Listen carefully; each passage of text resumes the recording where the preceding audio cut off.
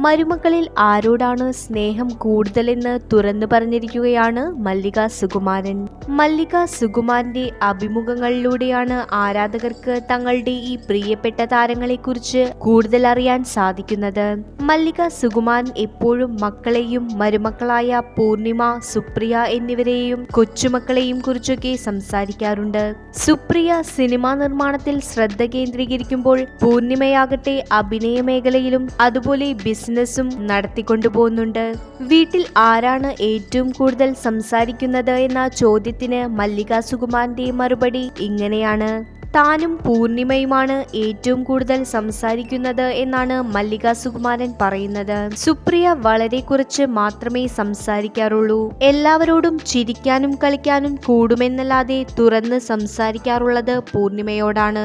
ആദ്യം വന്ന മരുമകൾ കൂടിയാണ് പൂർണിമ. മൂത്ത മകളുടെ സ്ഥാനമാണ് പൂർണിമയ്ക്കുള്ളത്.